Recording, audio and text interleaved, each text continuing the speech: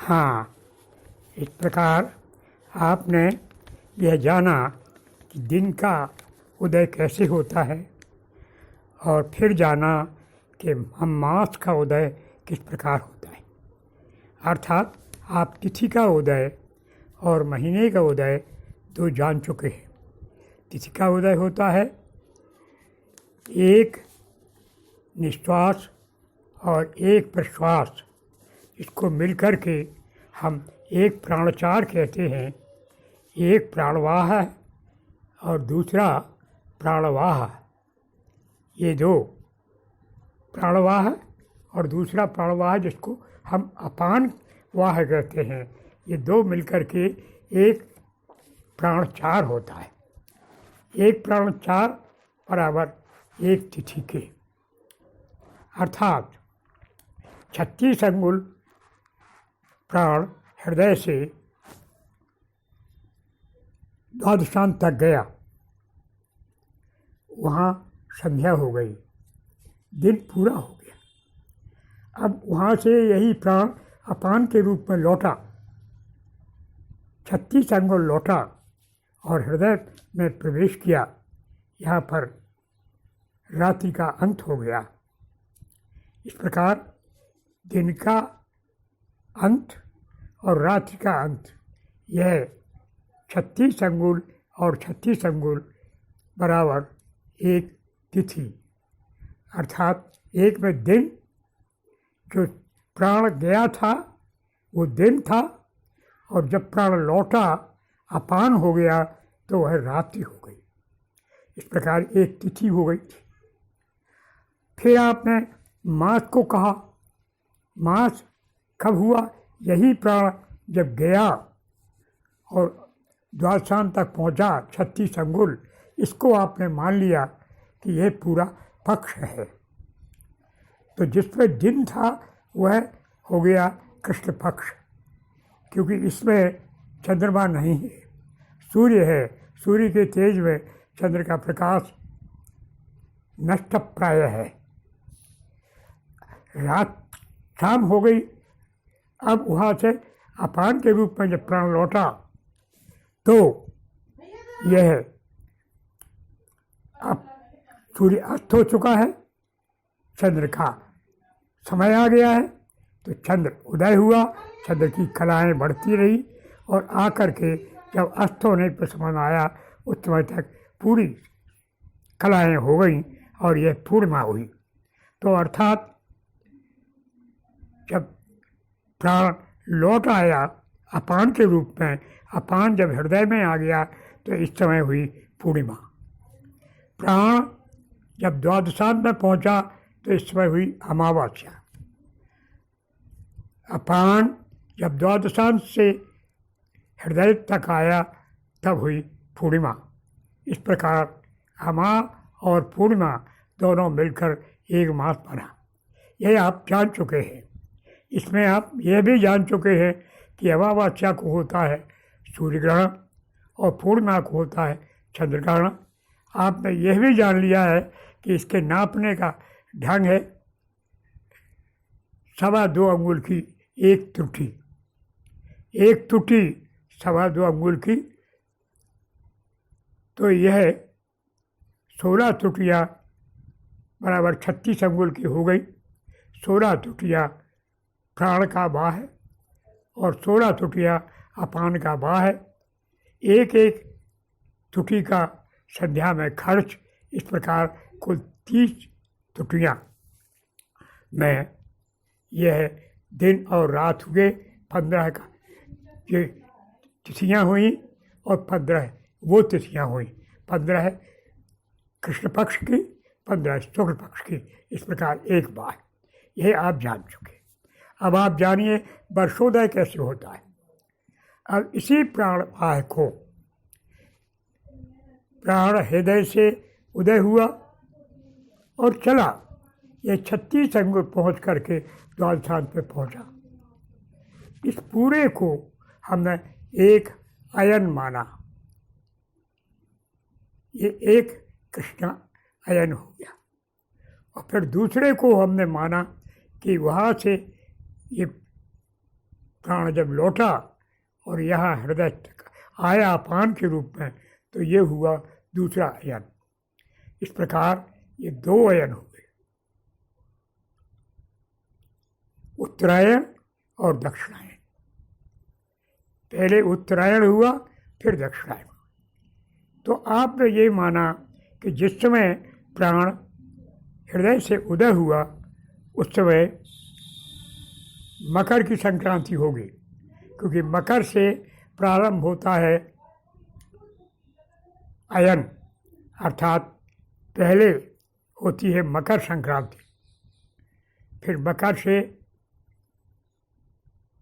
कुंभ, कुंभ से mean, mean से मेघ, मेघ से वृष, वृष से मिथुन।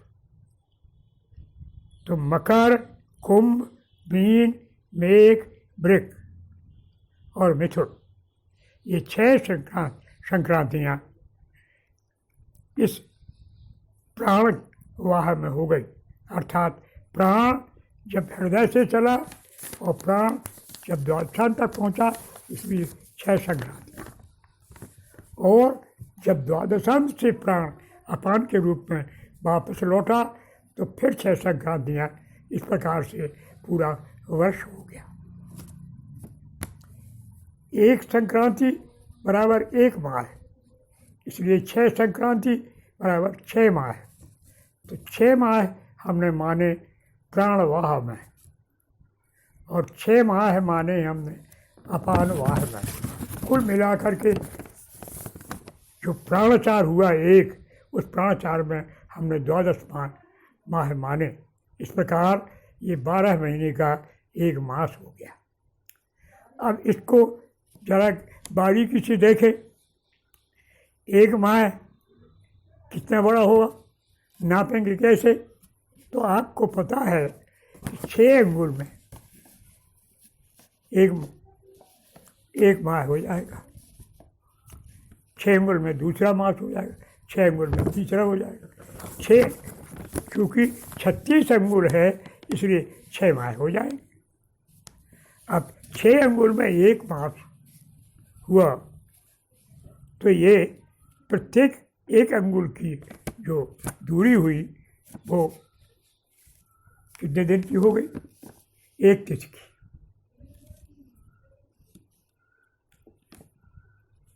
5 तिथियाँ, 5 तिथियाँ, 5 तिथियाँ, 10 तिथियाँ। इस प्रकार से आपने 1 माह में 6 पंच 30,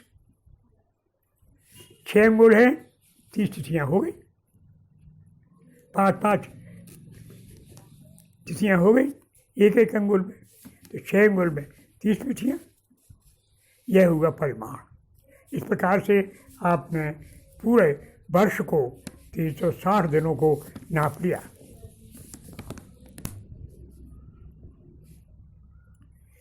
यह हुआ वर्षोदय। अब इस वर्षोदय का प्राण के बहुत महत्व है, बहुत महत्व है। कई दृष्टियों से, साधना की दृष्टि से और व्यवहारिक दृष्टि से। इसमें ध्यान अगर लग गया और ये समझ में अगर आ गया, अगर ये जीवन में उतर गया, तो ये बहुत कठिन काम है और बहुत बड़ी बात हो गई, क्योंकि साधना की सिद्धियाँ इस पर निर्भर हैं। अत्यंत सूक्ष्म समय में साधना सफल हो जाती है। जैसे सिद्ध मंत्र यदि मकर की संक्रांति में किए जाएं तो वे सिद्ध होते हैं। जो मुक्तिपरक मंत्र हैं वे उत्तरायण में करना चाहिए, और जो भुक्तिपरक मंत्र हैं वे दक्षिणायन में करना चाहिए, ऐसा विधान है। इस प्रकार से ये वर्षोदय हुआ। अब इस वर्षोदय को भी और सूक्ष्म कर सकते हैं। जितने में 1 वर्षोदय हुआ था, एक प्राणचार में 1 वर्षोदय हुआ था, अब हम यह कर सकते हैं कि एक प्राणाचार में 12 वर्ष हो जाए। कैसे? 6 वर्ष हम मान लें कि प्राण जब गया हृदय से लेकर के और द्वादशांत तक पहुंचा, यह पूरा समय 6 वर्ष का है। अर्थात 6 अंगुली का एक मान करके हम इसको 6 वर्ष मान सकते हैं। और इसी प्रकार से हम इसके और अधिक सूक्ष्म भेद तक पहुंच सकते हैं। आपने ये देखा कि ये 6 वर्ष हो गया था। कैसे हो गया 6 वर्ष? कैसे हो जाएगा 6 वर्ष? 6 वर्ष हो जाएगा अर्थात 6 अंगुली में 1 वर्ष, 6 अंगुली में दूसरे वर्ष। इस प्रकार 6 वर्ष पूरे हृदय से लेकर के प्राण को द्वादशांत तक में लगेगा। जब 1 वर्ष 6 अंगुल के परिमाण में होगा तो आप जान गए कि सूक्ष्म कितना परिमाण हो गया। इसी परिमाण को और सूक्ष्म बना सकते हैं और ये हम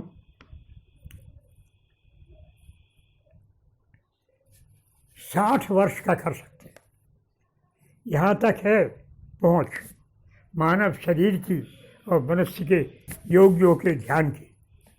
योगी लोग एक प्राणाचार को 60 वर्ष के बराबर मान लेते हैं, मान कर करते हैं क्योंकि सूक्ष्म मान उतना ही हो जाता है। इस सब के कहने का तात्पर्य यह है कि हम वर्ष के मान को प्राण के साथ जोड़ दें और उसके साथ अपना ध्यान केंद्रित रखें तो ये काल क्षय हो जाता है, काल सूक्ष्म हो जाता है। क्योंकि काल के प्रत्येक हिस्से में वही काल मौजूद है। आप बात समझ लीजिए, फिर से गहरी बात है। जो पिंड में है वो ब्रह्मांड में है, ये बात कहने की आसान है। यहाँ भी वही है। अर्थात जो एक दिन में है वही एक क्षण में है, क्षण में वही पूरा दिन है, क्षण में पूरा वही वर्ष है, क्षण में पूरे वही 100 वर्ष है, क्षण में वही 1000 वर्ष है। यदि हम क्षण को उस स्थिति तक अपने चित्त को लगा सकें और वहाँ तक पहुँच सकें तो यह शिव की कृपा होती है, गुरु की कृपा होती है। और वे सिद्ध गुरु है जिन्होंने यह विधि बताई है। हम इसको सुना रहे हैं, आप भी सुन लीजिए और जान लीजिए। जानने में यह ज्ञान है, अत्यंत पवित्र है। और आप इससे यह जान लेंगे कि जो योगी उच्च कोटि के होते हैं, जिनको उस प्रकार की दीक्षा होती है, वे अपने क्षण में कई वर्ष व्यतीत कर देते हैं।